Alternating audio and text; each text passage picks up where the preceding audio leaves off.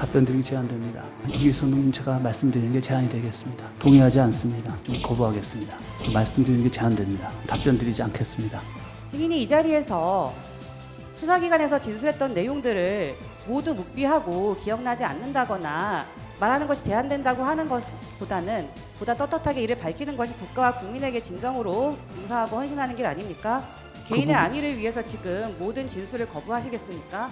이의가 하나 있습니다. 지금 제가 답변드리지 못하는 가장 큰 원인이 바로 지금 우리 총무님께서 질문하신 그 내용입니다.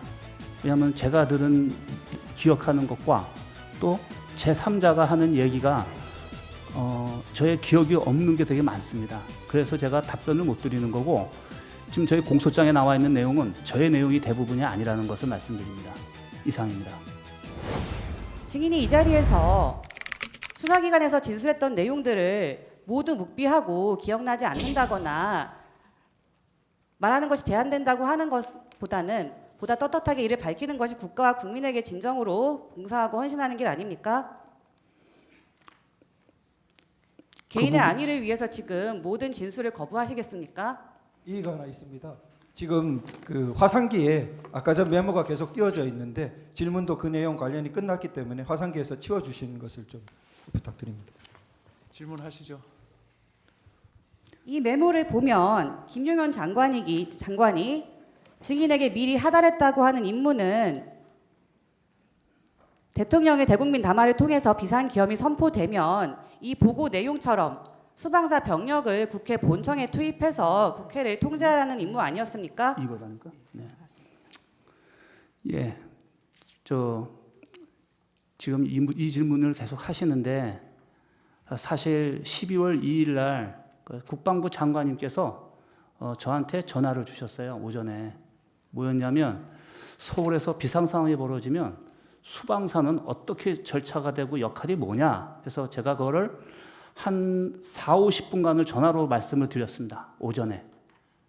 그런데 장관님께서 또 전화 오셔서, 야, 네가 말한 건 통합방위 절차가 다 알겠는데, 야, 내가 머리에 다 안 들어오니 좀 정리해서 빨리 보내달라고 하셔가지고, 제가 그때 아마 오전에 어딘가 현장 지도하고 전화를 받았습니다. 그래서 차 안에서 쳐서 보내준 내용입니다. 그래서 저는 이게 통합방위 절차에서 제일 중요한 게 국민과 소통, 그 다음에 거기에 따라서는 유관기관들과 절차를 어떻게 진행하느냐, 그 다음에 저희 자체의 통합방위 사태 때 매뉴얼에 맞춰서 제가 생각나는 대로 쭉 정리해 본 다음에 빨리 보냈던 겁니다. 텔레그램으로. 그래서 근데 참 안타깝게 이게 12월 3일 날 상황인데, 어떻게 보면 제 입장에서는 제가 생각하는 작전 구상에 대한 내용을 정리해 드렸는데, 다음 날도 비상계엄이 선포되면서 제가 비상계엄을 이해했을 때는 어떤 정확한 목적이라든가 또 어떤 과업이 없었기 때문에 상황만 인식하고 출동을 했습니다.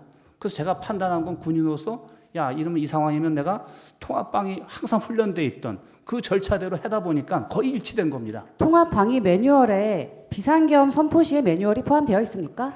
비상사태로 돼 있을 겁니다. 서울에서 발생하는 비상 상황에 대국민 담화를 선포하는 내용이 통합방위 매뉴얼에 포함되어 있습니까? 그 부분은 또 장관님께서 또 말씀을 하시다가 국회라는 부분을 언급하셨어요. 그렇기 때문에 제가 국회와 관련된다면, 그렇다면은 그거는 이거는 저희가 통합방위 문제가 아니라 국가 차원에서 모든 게 공론화되는 상황이 될 것이라고 저는 생각을 하고 이런 내용들을 정리했었습니다. 그러면 김용현 장관이 국회에서 발생하는 비상 상황을 특정해서 매뉴얼을 작성하라고 지시한 것이네요. 작성하라고 지시한 게 아니라 저한테 상황을, 저희가 절차가 어떻게 되는지 물어보셨고, 저는 그거에 대한 답변을 하면서 저는 이렇게 해야 될 것입니다라고 제가 정리해서 보내드린 거였어요.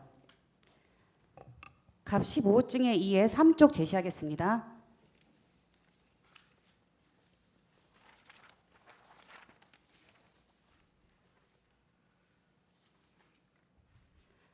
증인 김용현 장관에게 아까 그 메모로 작성한 서울의 국회에서 비상 상황이 발생할 때 수방사가 조치할 상황에 대한 보고를 휴대폰 메모장에 작성한 이후에 또 본인의 휴대전화로 문을 열거나 부수는 데 사용하는 도구, 쇠지렛대, 국회 해산이 가능한가요?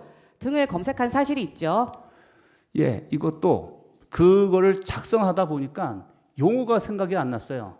그래서 이 도구가 이름 뭐지? 그래서 제가 인터넷에 그 워딩을 넣을 때 문을 부수는 이런 단어를 썼더니 쇠지렛대라고 나오더라고요. 그래서 그 쇠지렛대를 거기다가 언급을 했던 기억이 납니다. 있습니다. 이 부분도 수사 보고서인데 보통의 형사 재판 같으면은 이 증거 절차를 거쳐서 제시될 수 없는 문건입니다. 이런 부분이 지금 현재 이렇게 아까 전에 조서와 마찬가지로 제안합니다. 예. 네, 계속하십시오. 증거 채택된 데 대해서 계속 같은 취지로 항의하시면은 저는 신문을 방해하는 거로 생각할 수밖에 없습니다. 하십시오.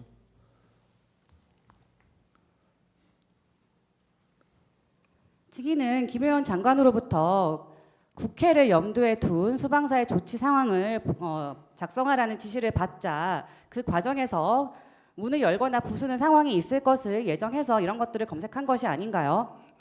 그렇지는 않지만 그 부분에 대해서 자세한 설명은 이 자리에서 드리진 않겠습니다. 그거 거부합니다. 파랑 묻겠습니다. 다음 질문 넘어가겠습니다. 증인은 국회가 계엄 해제 요구 의결을 한 뒤에도 대통령으로부터 한 차례 더 전화를 받은 사실이 있죠. 여기서 답변 드리지 않겠습니다. 증인 부관이 얘기하기로는 계엄 해제 요구 의결이 된 다음에 대통령이 증인에게 한 차례 더 전화를 걸었고 그때 뭐 190명 들어왔는지 확인도 안 되고 해제됐다 하더라도 내가 2번, 3번 계엄령 선포하면 되니까 계속 진행하라는 취지로 지시했다라고 진술하였는데 그런 통화를 한 기억이 있지 않나요? 지금 제가 답변 드리지 못하는 가장 큰 원인이 바로 지금 우리 총부인께서 질문하신 그 내용입니다. 왜냐하면 제가 들은 기억하는 것과 또 제3자가 하는 얘기가 저의 기억이 없는 게 되게 많습니다. 그래서 제가 답변을 못 드리는 거고 지금 저희 공소장에 나와 있는 내용은 저의 내용이 대부분이 아니라는 것을 말씀드립니다. 이상입니다.